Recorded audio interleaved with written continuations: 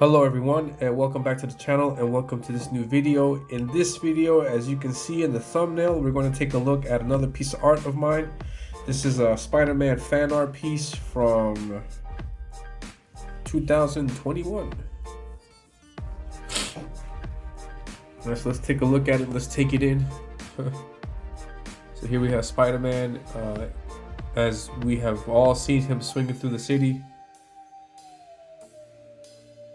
And yeah,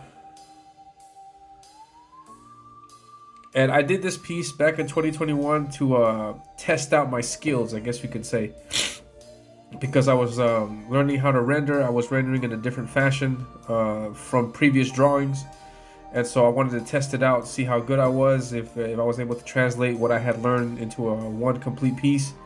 And yeah, I liked what I did. I believe I can render it better now, but I like how the image came out. It came out a whole lot, very good in my opinion. I'm very happy with it, and this is actually like a redrawing, I guess you could say, of this piece. And this I did back in 2019, as you can see here in the date. And this particular Spider-Man piece is actually the very first drawing that I did on a big 11x17. The very first.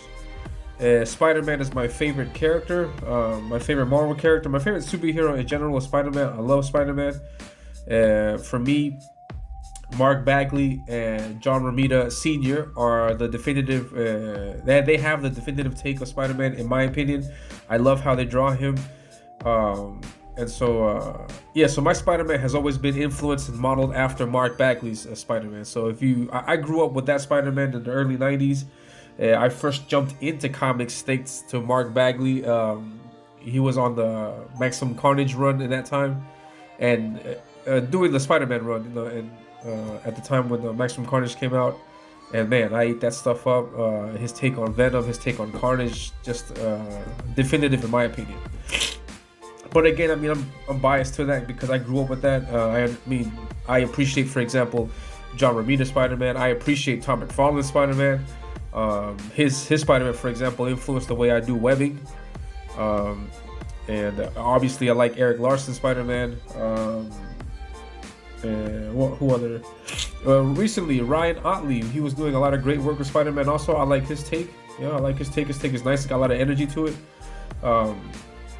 But yeah, there has been a lot of great Spider-Man artists along the years, and so yeah, this is my first drawing on an 11x17 piece of paper, and I did a Spider-Man swinging through the city, because this is a Spider-Man swinging in the city is something that I've been drawing for a long time, and so I figured, yeah, let's do something that I'm familiar with, and let's play around with it. Let's see also if I can get a correct perspective on it this time, because I had always been suffering with that, and around this time I was still learning a little bit more about it. So you can see here, for example, that the perspective is good, but there's still, it's flat. I don't know if you can see. Let's take this piece in for a little bit, because this is like a before and after type thing. I don't want to focus too much on this, but to give you context, this piece influenced heavily on this piece.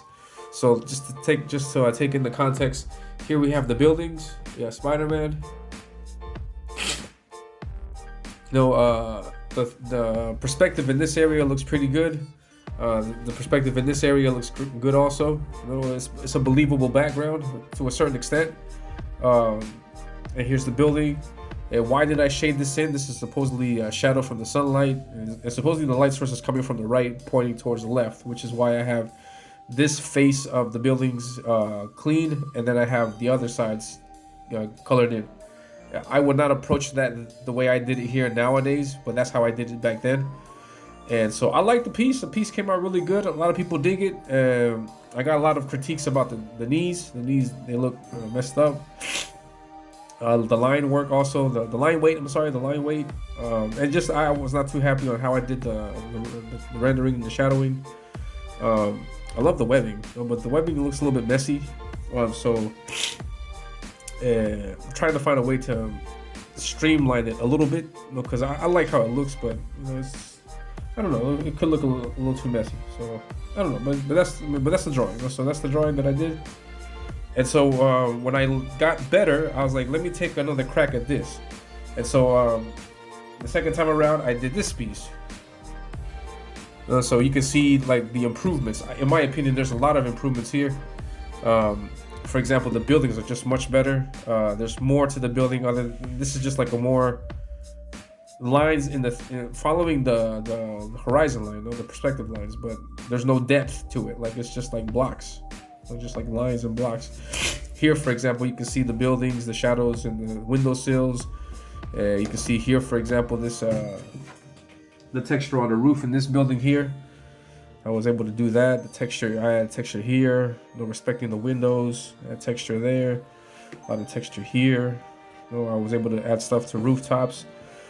That was another critique also, just in general with drawing buildings, is that I would draw the buildings really nice, but then on the rooftop there's nothing, and that's not characteristic of New York. In New York, on top of all rooftops, there has to be there's other building structures, whether it's like the water towers, air ducts, air vents, storage units. There's all kinds of things, pipes, smoke. Yeah, New York is just rich with that kind of those kinds of nooks and crannies along the building. So you also have to draw that in your buildings and landscapes. So I was really happy with this because I was able to add all these little buildings, these little things here, and I did it in perspective. My horizon line in this case goes right across the page here, and yeah. So yeah, I'm really happy with the piece. And really happy with the rendering techniques that I used to render Spider-Man, just the way that he looks, the use of black, because that pops out versus this one. This one I just used a bunch of parallel lines to cross hatch, just to hatch it out. But here, this is more akin to what I would do nowadays, and so I use a lot of blacks. It makes the character pop, and I love it. I love how it came out. Yeah, so Spider-Man's coming out. He's swinging, and it's always difficult posing Spider-Man. You can put him in any pose, and so like it's difficult trying to find something that works good. But I like what I decided to choose. What I went with here, and yeah. So this, yeah, I just love how it looks. It's a completely rendered background. Got the buildings, the windows, everything. Came out really nice. Spider-Man dead center here, and you can see him in all his glory. I colored this piece. The colors suck. Take a look at the colors. They're right here. Yeah, it sucks in my opinion. And then after I discovered my colorist, the colors that I'm working with on my comic, after I discovered Emmanuel, I was like, I want to see what he would do with Spider-Man. And so I commissioned him to color Spider-Man again. And this is what he did. And you can see there's a vast improvement there. So that piece came out really nice. I like his use of colors. I like how he was able to do like the sunlight. And yeah, man, colorists, they know their thing, man. They know what they're doing. They know how to add that extra level of, that extra layer of art. Know that, because there's only so much that pencilers can do, inkers can do. But the color just really, makes it come to life, and yeah, if you can manage to get your artwork colored, go for it. It's going to help you in the long run also, because there's no better way to see all of the flaws that you have in your art than to get it colored. When you get it colored, you'll see, oh man, I drew that leg too long. I'm sorry. I drew that bicep too big. That place is out of that building is out of perspective. Like, oh my gosh, I can't believe I did this, I did that. And so, yeah, getting your artwork colored really helps you get a second set of eyes and see how crappy your line art is. So if you can manage to get your artwork colored, I recommend it. Go for it. And yeah, so that he helped me out a lot with that piece. I saw a lot of mistakes that I later worked on, and yeah, so this is the piece. This is Spider-Man. I would like to do another Spider-Man piece. I have a Spider-Man, the complete figure is here, but I'd like to do it maybe a little bit bigger, a little bit more detail with the rendering, similar to the Deathmonger pick I have in the previous video. So I want to tackle that whenever I have free time. which will probably be like in a few years because I wouldn't be I wouldn't be tied up with the comic. But yeah, so that's the piece, and then here's the original, like the first take on it. So yeah, so these are the two pieces. I hope you liked it. If you do like these pieces, then I would like to give you some extra information. I'm gonna have this piece and this other piece up for auction on October 12th from 9 p.m. to midnight. 9 p.m. to midnight. I'm going to be on the Red Valkyrie YouTube channel. Red Valkyrie, if you don't know who they are a channel that they stream frequently. They host other comic creators. They interview them. They help creators, with their campaigns. They're a great pair of people.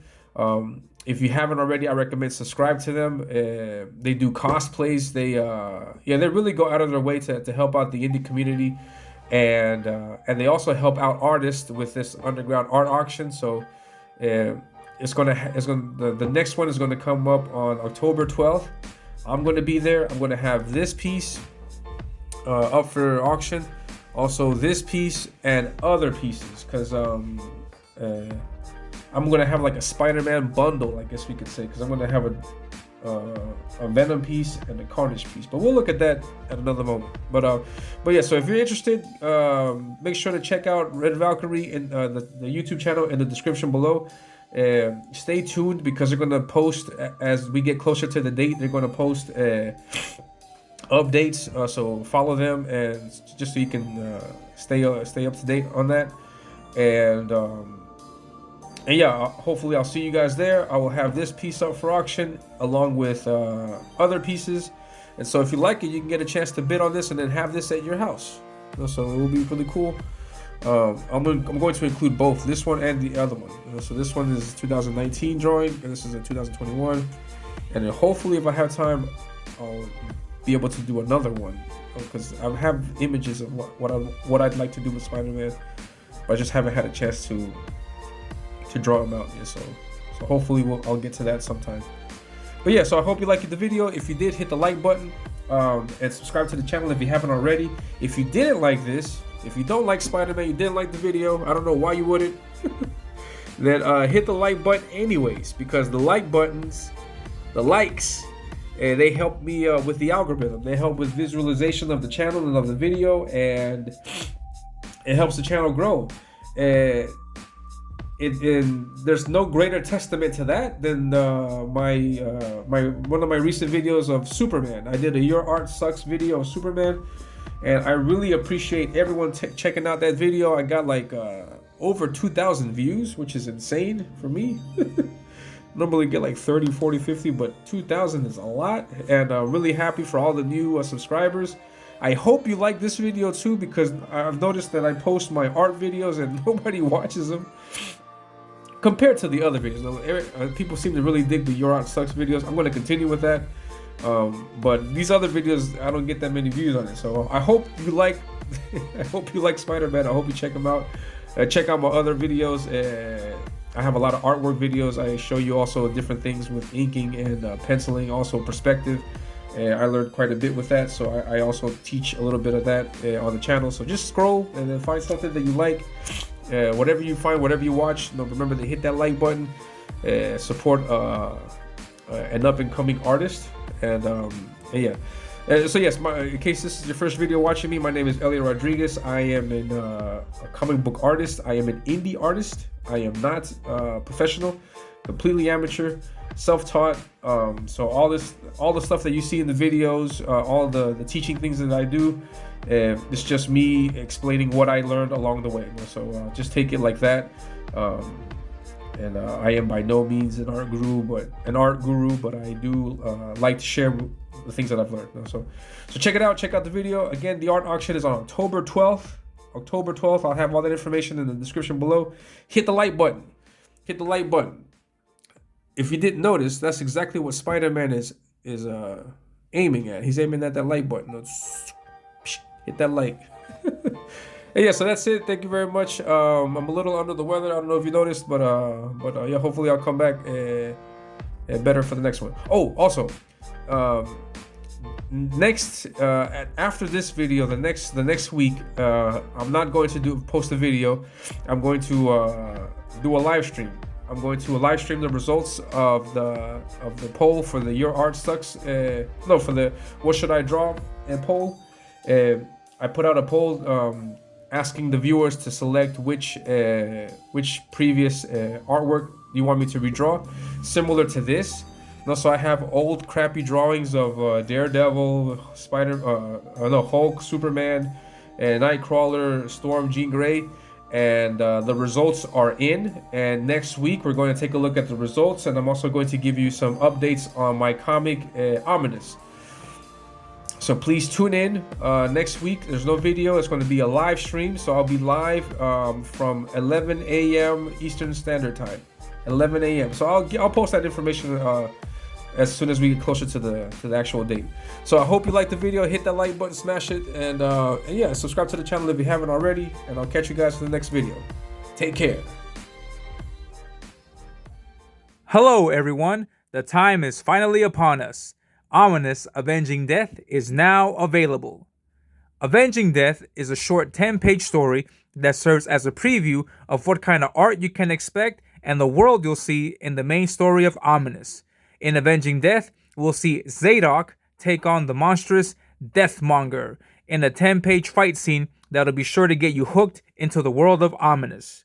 All of the artwork is done, including the line art, which was done by me, the colors, which were done by Emmanuel Orlas, and the lettering, which was done by Paul Bird.